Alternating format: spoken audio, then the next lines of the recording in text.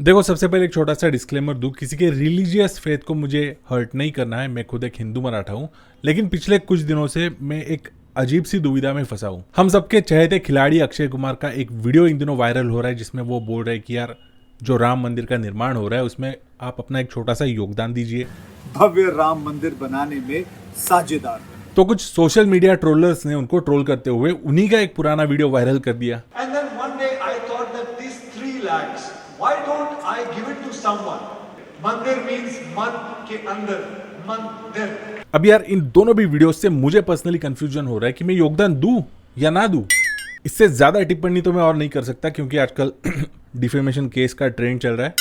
खैर, कोवैक्सीन को लेके भी ऐसे ही कुछ सीन चल रहा है आज की तारीख में, तो समझ नहीं आ रहा कि कोवैक्सीन ले या ना ले। आज अपन इस वीडियो में उसी को लेके डिटेल में बात करेंगे। जो भी रिसेंट अपडेट्स है कोवैक्सीन को लेके, सबसे रिसेंट अपडेट्स उन्हीं को लेके डिस्कस करेंगे।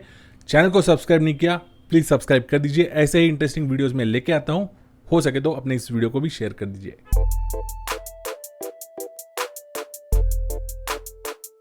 आत्मनिर्भर vaccine, 100% made in India vaccine, जिसे कोवैक्सीन के नाम से भी जाना जाता है, डीसीजीआई ने इस वैक्सीन को रिजल्ट्स आने से पहले अप्रूव कर दिया।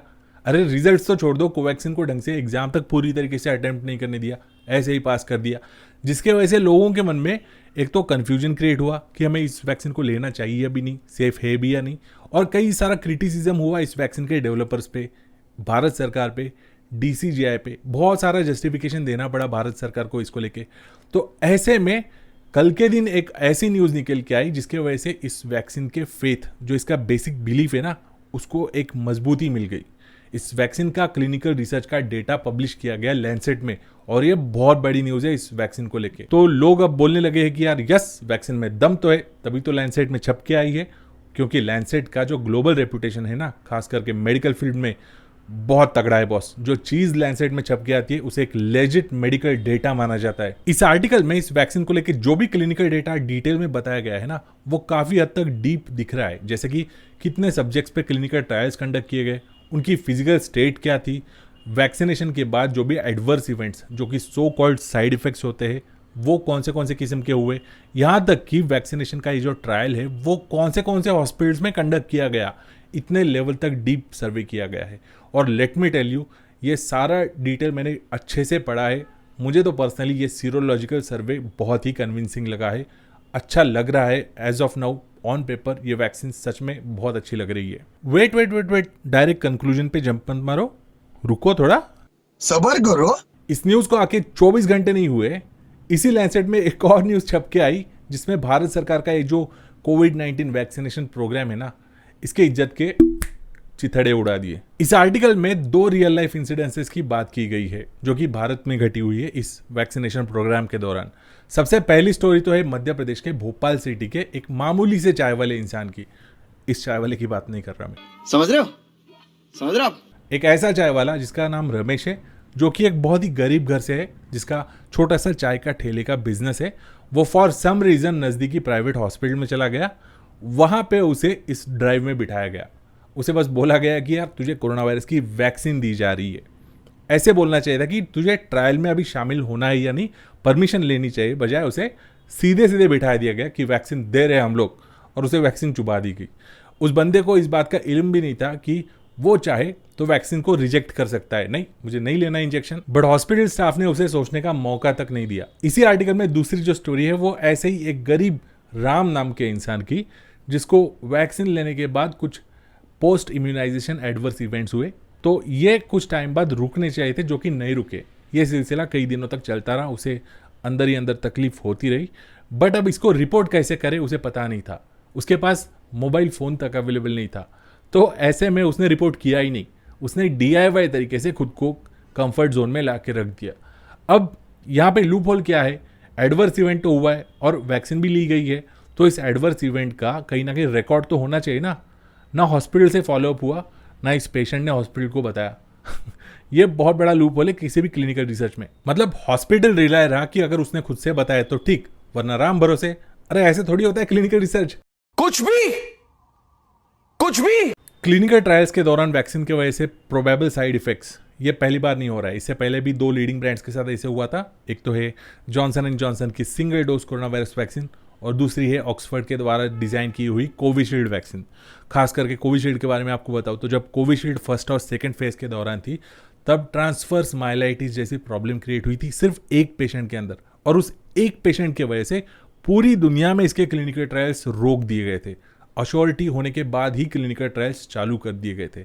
यहाँ पे कोवैक्सीन की वजह से भले ही बहुत कम लोगों को साइड इफेक्ट्स हो रहे हैं, side effects in the sense post immunisation adverse events हो रहे, बट स्टिल हो तो रहे फिर भी क्लिनिकल ट्रायल्स चल तो रहे। क्या ये एथिकली सही है? थोड़ी मर्यादा रखिए। कोवैक्सीन को लेकर आखिर इतनी कंट्रोवर्सीज क्यों चल रही है? उसके पीछे कई सारे रीजंस है। सबसे पहला रीजन तो है डेटा। जो लेवल का डेटा आज भारत बायोटेक ने पब्लिश किया है ना लैंसेट पे, उसी लेवल का डेटा ऑक्सफर्ड की कोविशील्ड ने 6-7 महीने पहले ही पब्लिश कर रखा था। इससे समझ में आता है कि कोवैक्सीन की वैक्सीन डेवलपमेंट प्रोसेस कितनी स्लो चल रही है। हम लोग आज भी कोवैक्सीन की बात करें ना तो ये 6-7 महीने पीछे चल रही है वैक्सीन। बात स्लो डेवलपमेंट की नहीं है, बात है डेटा प्रेजेंटेशन की। यानी कि अब तक आप वो लेवल तक रीच ही नहीं किए हैं जहाँ तक फेज 3 एटलीस्ट कंडक्ट हुआ है, तो अप्रूवल की जल्दबाजी क्यों? एक तो इतनी सारी टेक्निकल कंफ्यूजन्स, ऊपर से पुअर गवर्नमेंट पॉलिसीज, रोज कुछ ना कुछ गड़बड़ी होनी है। यार अगर आप जनता से एक्सपेक्ट करते हो कि हम पे ब्लाइंडली भरोसा रखिए, तो बदले में जनता भी तो आपसे एक्सपेक्ट करती है ना कि यार भरोसे लायक कुछ तो कीजिए। जो ऐप आप लोगों ने डेटा मेंटेनेंस के लिए बनाया, इस पूरे वैक्सीनेशन प्रोग्राम का डेटा संभालने का काम, कोर वाला काम जो ऐप कर रहा है, पहले ही दिन उसकी सिट्टी पिट्टी गुल होती है। एक नहीं, दो नहीं, कितनी सारी सिटीज में। समझ रहे हो? समझ रहे हो आप? ऐसे मोहब्बत नहीं होती भाई साहब, मोहब्बत 2 वे होती है। सर मोहब्बत 2 जगह से चलती है, ऐसे मोहब्बत नहीं चलती। सिर्फ फोर्स पॉजिटिविटी हम इम्पैक्ट करते रहे ना तो उससे भी काम नहीं बनने वाला। तो ये जो फासला है ना वैक्सीन और जनता के बीच का, अगर आपको इसे मिटाना है तो मैं तो कहता हूं हेल्थ केयर वर्कर से पहले सारे पॉलिटिशियंस को वैक्सीन चुबाओ। बड़े से बड़ी पॉलिटिकल पार्टी का नेशनल लीडर लाइन में खड़े करो सबको, including president, prime minister, home minister, defence minister, finance minister, सभी को वैक्सीन चुभाओ। कोई मना नहीं करने वाला है, क्योंकि ये आफ्टर ऑल ये जनता के लिए होने वाला काम है। एक बार उन्होंने वैक्सीन ले ली तब जाके जनता को तसल्ली होगी, मतलब मुझे तो होगी यार। समझ रहे हो? समझ रहे हो आप? मैं तो कहता हूं जो भी न्यूज एंकर्स है ना, जो प्राइम टाइम में एकदम चिल्ला चिल्ला के न्यूज एक्सपोज करके बताते रहते, सभी को लाइन में खड़े करो। सभी युवा गर्म खून वाले जवान है, किसी को साइड इफेक्ट नहीं होने वाला। कर दो शामिल उनको ट्रायल में। आप क्रोनोलॉजी समझ लीजिए। वो मोदी जी को वैक्सीन गुरु बोलने वाला कौन है? वो ये राशि बेनती। या फिर वो डग दो वाला ड्रग दो। या फिर मोदी जी के लिए हर बार एक चांस मांगने वाले रजत शर्मा जी, दे देते उनको भी चांस। स्टूडियो पर बहस हुई। यार इतने सीनियर जर्नलिस्ट है, ट्रायल का नाम सुनते ही पप। बहरहाल आपको ये जानकारी कैसे लगी कमेंट बॉक्स में मेंशन करके मुझे बताना भूलना नहीं। वीडियो अच्छा लगा तो वीडियो को लाइक कीजिए, हो सके तो अपने इस चैनल को ज़्यादा से ज़्यादा लोगों तक पहुंचाइए। वीडियो को शेयर कीजिए आपके सोशल मीडिया हैंडल्स पे। चैनल को सब्सक्राइब नहीं किया तो प्लीज़ सब्सक्राइब कीजिए। मिलते हैं आपसे नेक्स्ट ऐसे इंटरेस्टिंग वीडियो में। टिल देन बाय बाय और हाई फाई।